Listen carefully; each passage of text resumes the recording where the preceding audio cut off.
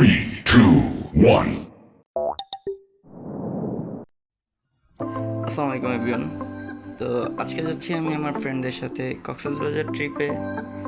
তো বাসা থেকে রেডি হয়ে আমরা চলে যাই এয়ারপোর্ট রেল স্টেশন থেকে। দেন আমরা ট্রেন ধরে হলো ওখান থেকে কমলাপুরে যাই। তো গিয়ে দেখি তো নিয়ে আমাদের জন্য সকালের জন্য পাস্তা নিয়ে আসছে, আমরা সবাই মিলে এটা খাই। কিন্তু খেতে খেতে এর মধ্যে আমরা জানতামই না যে আমাদের ট্রেন অলরেডি চলে গেছে। তো এর মধ্যে আমরা ছবি তুলে ওখান থেকে বের হয়ে যাই। যাত্রাবাড়ি গিয়ে আমরা বাসের টিকিট কাটি, দেন আমরা বাসে করে কক্সবাজার উদ্দেশ্যে যাওয়া শুরু করি। তো কুমিল্লা পৌঁছে আমাদেরকে রোডস্টার একটা হোটেলে ব্রেক দেয়। তো এখানে আমরা রাতে একটু হালকা ক্ষুধা লাগছিল, তো সবাই মিলে হালকা পাতলা কিছু খেয়ে দেন হলো আবার বাসে উঠে পড়ি। তো এখানকার পরিবেশটা মোটামুটি খুব ভালো ছিল।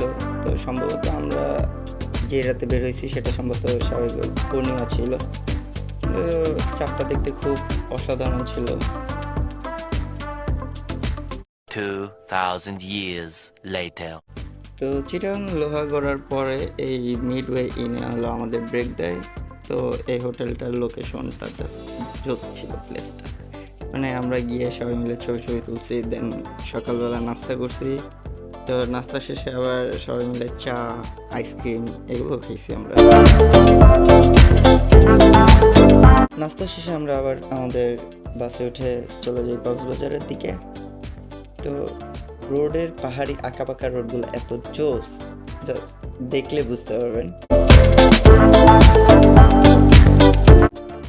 তো প্রথমে গিয়ে হলো আমরা একটা হোটেল বুক করি। এটা হলো আমার রুম ছিল, আমার ফ্রেন্ডরা পাশের ফ্ল্যাটে ছিল।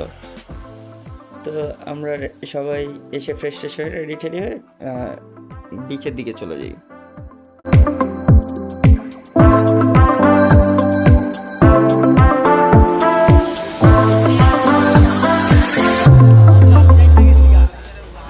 এখন যাচ্ছি আমরা বিচে, সুগন্ধা পানি।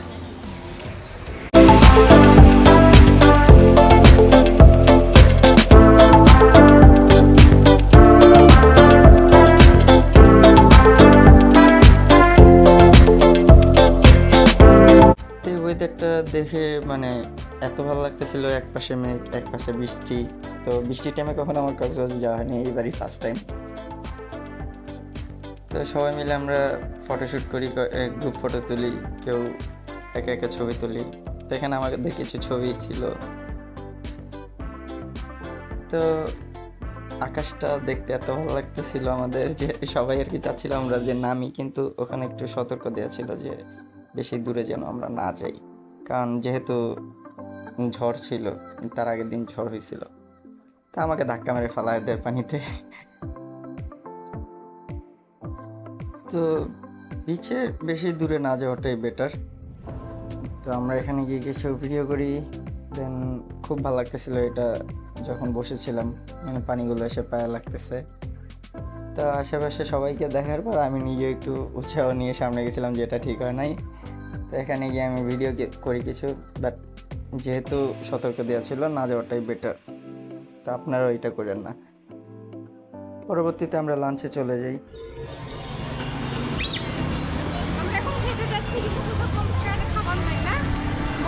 হ্যাঁ, খাইতে যাচ্ছি কিন্তু কম টাকায় পাচ্ছি না।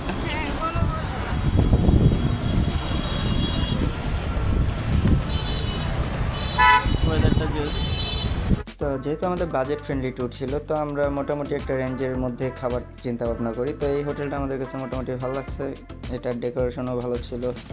তো আমরা এখানে গিয়ে আমাদের দুপুরে লাঞ্চটা করতে যাই।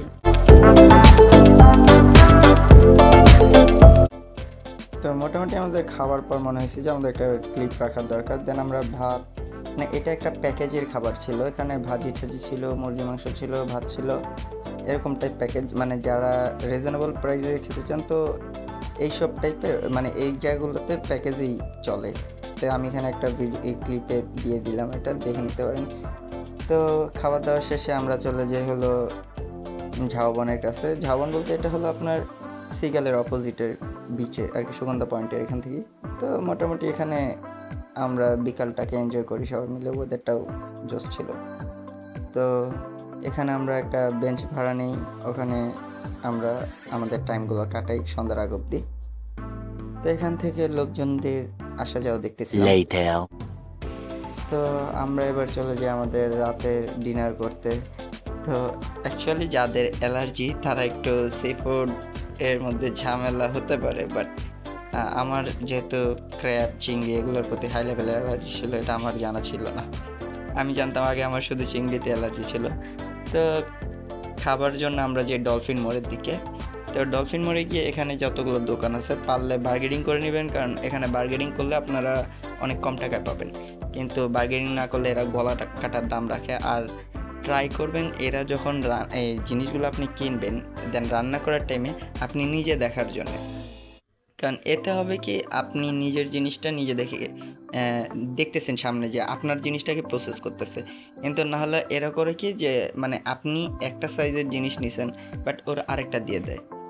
তো আমি হলো এই দোকান থেকে আমাদের খাবারগুলো নেই, টুনা ফিশ নেই, তারপর হলো আপনার ক্র্যাব নেই।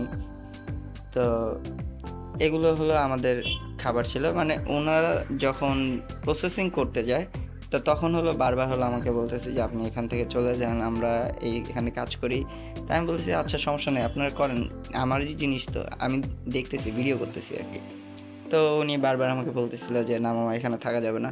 তো এটা আমি এক জায়গায় শুনছিলাম যে এদের থেকে মানে যদি না দেখে নিই দেন হলো এরা আর কি করে জিনিসপত্র ওলট পালট দেয়। দেখা যায় আপনি 100 গ্রাম কম পাচ্ছেন বা 100 গ্রাম 150-200 গ্রাম কম দিতেছে, এরকম হয়। তা আমি হলো আমার জিনিস আমি বলতেছি যে সমস্যা নেই, আমি দেখে নিতেছি, আপনি কাজ করেন, আমি আপনার একটা ভিডিও শুট নিই। তো এখানে এরা একটা তেলেই প্রায় মনে হয় সারাদিন ভাজাভাজি করে, যা বুঝলাম আমি। তা আমরা নতুন করে তেল কিনে দিছি যে আমাদেরটা নতুন করে তেলে ভেজে দেন। তো পরে আমাদেরগুলোকে প্রসেসিং করে দেয়। তো এদের হলো একটা জিনিস ভালো ছিল যে খাবারের মান মোটামুটি ভালো ছিল, আর হলো আপনার যখন আমাদের খাবারগুলো দেয় মোটামুটি পরিষ্কার ছিল এবং বৃষ্টি হচ্ছিল বাইরে, তো আমরা বাইরে বসে এই বৃষ্টির মধ্যে খাচ্ছিলাম, আরও এনজয় করতেছিলাম, ভালো লাগতেছিল। তো পরে আমাদের খাবারগুলো সামনে এনে দেয়। আমরা টুনা ফিশ নিয়েছিলাম। তো টুনা ফিশটা হলো একটু লেটে দিছে, কারণ বারবিকিউ দিছিলাম, তো বারবিকিউ করার জন্য একটু টাইম নেই। তো এছাড়া বাকি খাবারগুলো আগে দিছে, আমাদেরকে ডেকোরেশন খুব সুন্দরভাবে দিছে, এটা আমাদের খুব ভালো লাগছে। তো আমি জানতাম না, আমার তো অ্যালার্জি ছিল। তা আমি ক্র্যাব খাওয়ার পরে মানে খাওয়ার সময় উৎসাহ নিয়ে খাইছিলাম, ভালো লাগতেছিল, বাট পরবর্তীতে আমি অসুস্থ হয়ে যাই। তো যাদের অ্যালার্জি আছে তারা হলো এইটা অ্যাভয়েড করবেন। তো এই ছিল আমাদের কক্সবাজারের প্রথম দিনের ভিডিও। তো নেক্সট ভিডিও আবার পরবর্তীতে দেখার জন্য আমাদের পেজের সাথে থাকুন। আজকের জন্য ধন্যবাদ। আসসালামু আলাইকুম সবাইকে।